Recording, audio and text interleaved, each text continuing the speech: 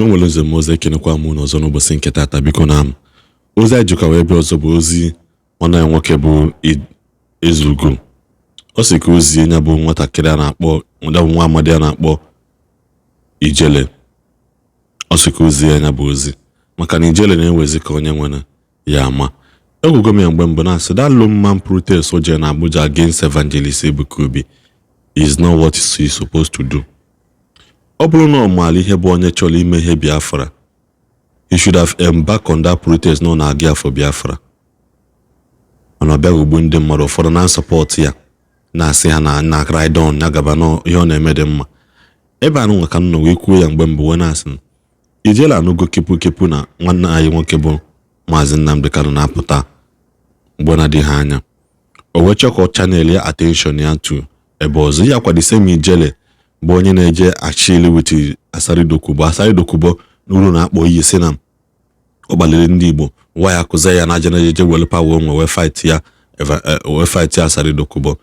Asari Dokubo bụkwa onye kpalicha ndị Igbo mana still Ijele si na ọ na-anọlụ Biafra ọgụ bụ onye nye na Asari dị na-elikọ na-aṅụkọ. The picture dịkwa online. Ihe akpa mmadụ amarọ mana that picture dị online is no suppose. As long as na-eme ihe Biafra, ị kwesịrị ịdị na-etinye aka gị n'ụdị ha maka ada ama ama. Mana nwanne anyị nwoke bụ Ezugo wee sị na biko ka ozijele Ijele ya bụ ozi ka njika m ka m kwukwa okwu na biko na aka this video eme ya na n'oyibo.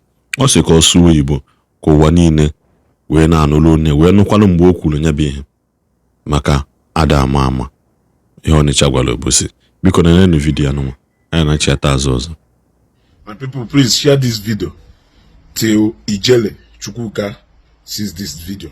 I decided to make this video in English so that every Dick and Harry can hear me. Now, Ijele, let me tell you something. A man who is a man doesn't have to talk too much for people to hear him. A man who is a man doesn't really need to talk too much before people can hear you. A single action like this can make people hear you, see you, and know everything about you. Stop trying to draw attention of Akuzzion to yourselves. To yourself. Akuzzion has clearly seen that you are a nobody. You are nothing. You are nothing. You only brag. You talk too much. You talk too much. A man doesn't have to talk the way you are talking. I couldn't talk when all these things was happening on Facebook. I did not utter a word. He simply acted. He simply acted, and that is what a man who is a man should do.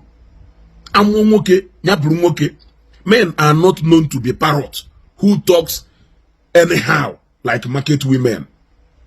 When that GO was arrested, you were the first person who came online and you boasted. You even played a voice note for us. You said you are going to call Master Prophet. You are going to make connection to the IG to know if you bragged about a lot of things. A week and 3 days after that, you did not do anything. Rather, what you did was you printed 50 pieces, 40 pieces of play cards and started gallivanting around the street of Abuja, thinking that anybody who even looks the way of Onyala now Wiala. Don't you know that that is what you have condescended yourself to? You want the almighty Akko. You want the elegant Akko. You want our own God-sent Akko. Our own one-man general, one-man mopo, double engine, double exhaust to pay attention to you. You are insignificant.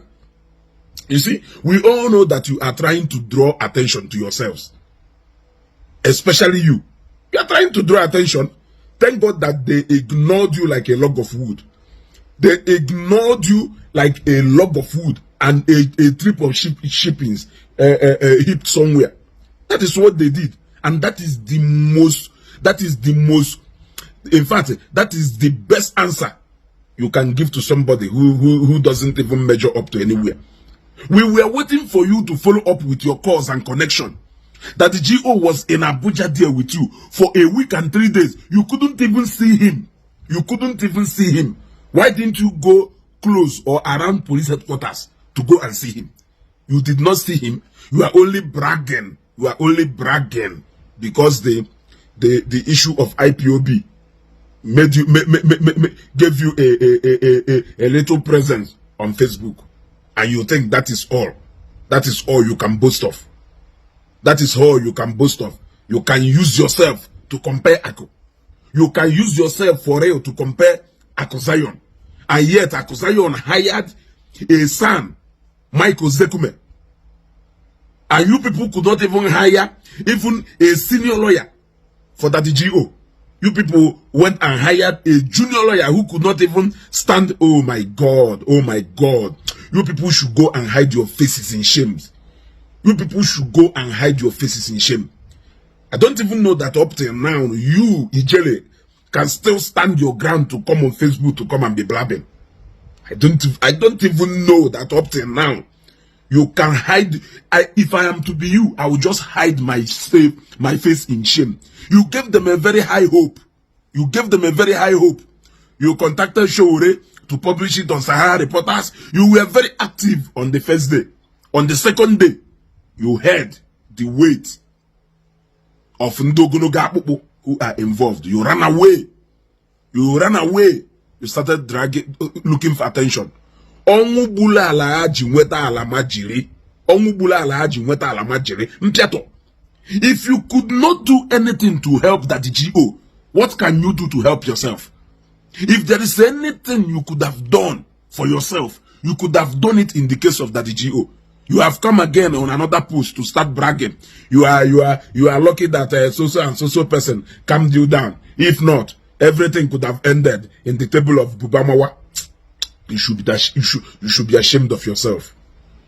You should go and hide yourself in shame. You have started bragging again. If they pick you up now and put you behind the bars, people will start crying again because obviously there is nothing you can do. If there is anything you could have done, you wouldn't even have to wait for anybody to come and start asking or start pleading.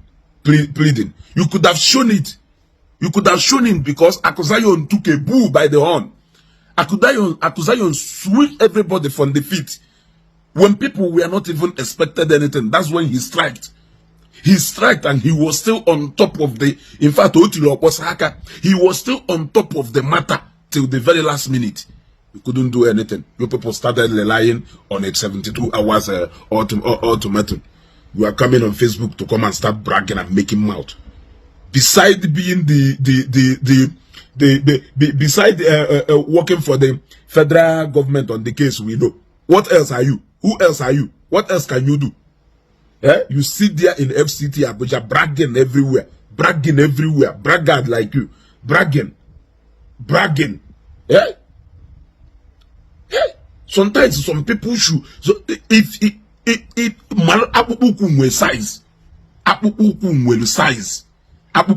size, there is level to everything.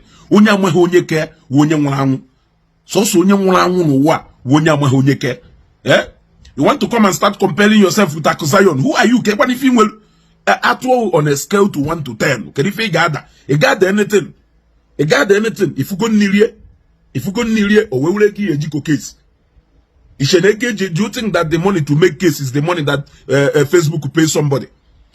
Do you think that it is the money that Facebook pays somebody? No nya we get case. What were you doing when you were in Turkey? Before Habunata Obai, you need somebody till na your place. You need somebody till na your place. Aku Zion doesn't really need to reply to you. Aku is a big guy. Aku is so big to reply to you. It is people like us that will reply to you. Because only faithful, they make you know. Always make him mouth. I'm going to call this one, I'm going to call this person. You see what will happen. 1 week and 3 days later, that was when that GO came back. I'm sure you must have regretted ever relying on you. The highest thing you could do is to call Showore to make a post on Sahara Reporters, and it ends there. Did he even try to make that post again? He didn't try to make that post again. Or go and park somewhere. Okay? They park a bullshikoro, go they park somewhere.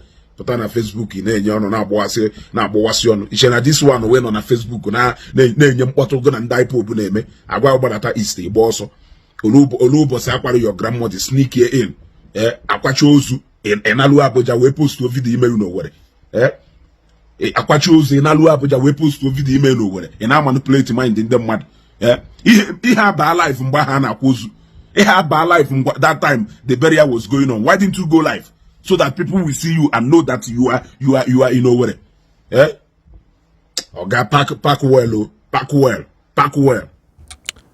Ekenekwa m gị na onye na ege m ntị ama m niile sigo na bụ video na like kwa na ihe na ngwa kaba arụ subscribe ọla na channel anyị subscribe chi gbela notification gị ka iwe nwekwa n'ike na-enweta nke bụ notification mgbe ọbụla anyị tili video ọfụ na efele mbụ wa na-asị na ka ọ maalụ Igbo niile ma maalụ nwoke ma maalụ nwaanyị mma maka nkeke na-ekwu ya maka ndị batala ọfụ biko kabakwara arụ na subscribe channel anyị na ihe abụkana ka isi eme video mgbe mbụ nọ maka na izu ụka na-abụ m ito gara aga n'onweko enwecha some